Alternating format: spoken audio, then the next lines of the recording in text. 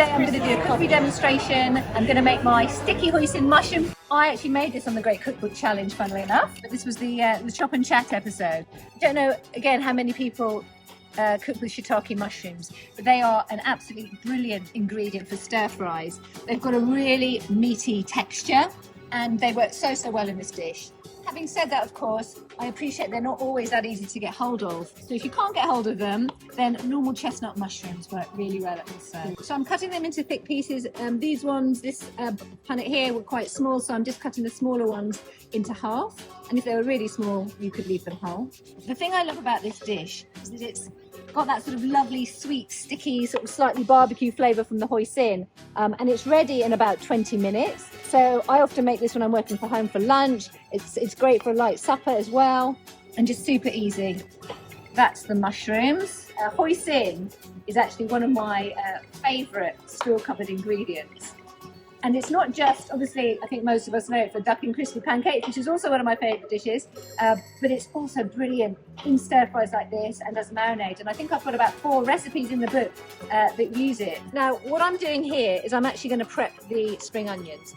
I'm cutting them into quite sort of big chunks, sort of roughly, I guess, 5 centimetre pieces. I think lots of people might not use spring onion like this, but I love using it as a vegetable. I think if you char it, especially in a stir fry, it just gives the most amazing flavour. So I use it quite frequently in my cooking. And I'm just going to chop some garlic. Now, I learnt this technique the other day, which I haven't used it there, but I'm going to try it here. You cut the end off and you just bash it lightly 3 times and it takes the peel off really easily. So bash, and then there we go. Okay, and this is going to go in the marinade. What I'm doing now is I've got corn flour, so I'm going to sprinkle the corn flour on the mushrooms. The corn flour is going to give the mushrooms a great texture when I fry it. It's going to make them go golden on the outside, give them a little bit of crispiness, and it's also going to thicken the sauce as well. So you want to make sure they're nice and coated like that. The next thing I'm going to do is I'm just going to make the sauce. Really easy hoisin sauce, as I mentioned.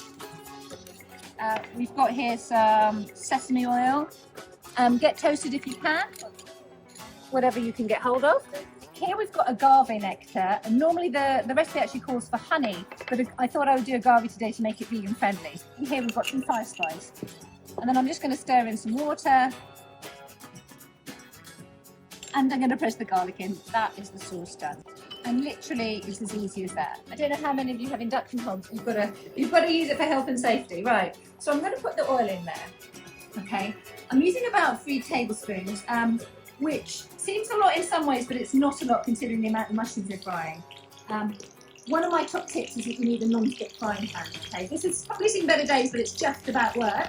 There's a bit of water in that, which is why that's happening. Okay, it's really important as well to get the oil really hot before you put it in, so it cooks properly. And I'm just going to put it in there. Now, another tip when you're doing this dish is don't be tempted to just tip it in.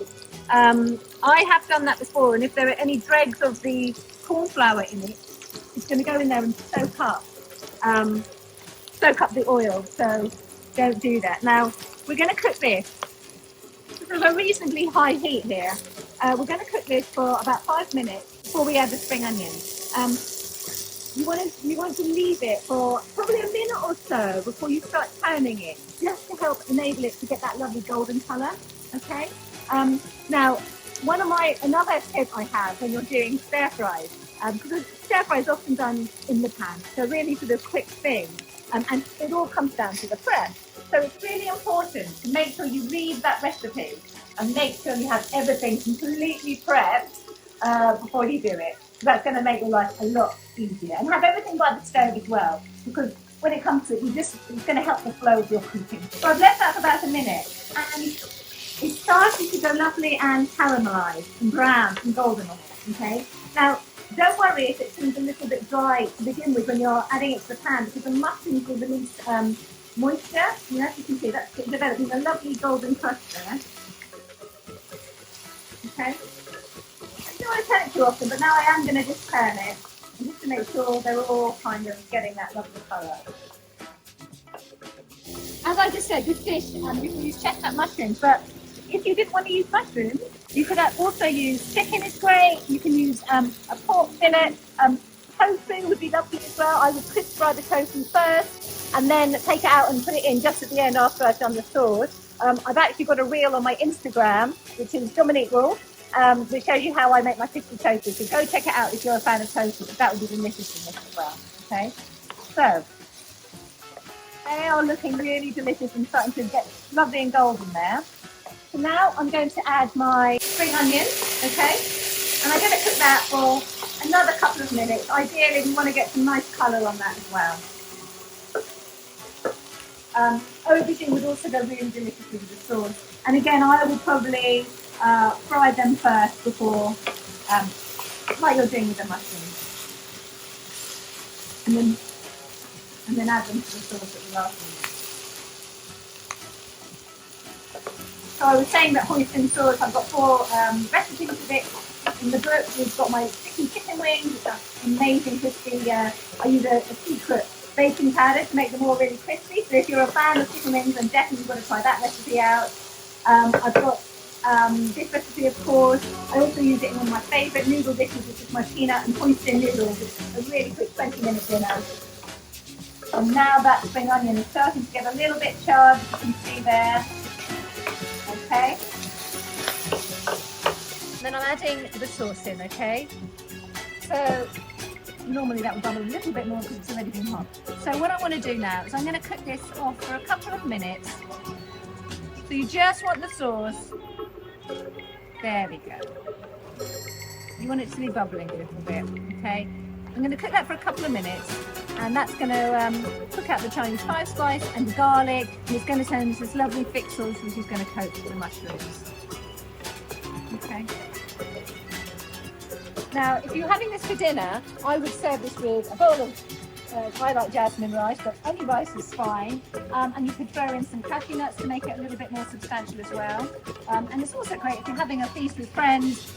This is great as a little sort of extra dish to have on the side to give those wonderful flavours. That is very nearly done. Now look at that. I don't know if you can see that. And can you smell that? Does anyone love the smell of that? Oh, to me, that's aromatic. It's that 5 spice that's got cinnamon in it. It's got star anise. Absolutely gorgeous. Okay. Sometimes shiitake mushrooms, they vary. The ones I got from a different supermarket last week were thicker and slightly more dense, so it really depends. But these are going to be so tasty. Okay, so that's been cooked for sort of a couple of minutes now, and then I'm just going to put it into this dish. And this is it basically. So these are my hoisin shiitake mushrooms.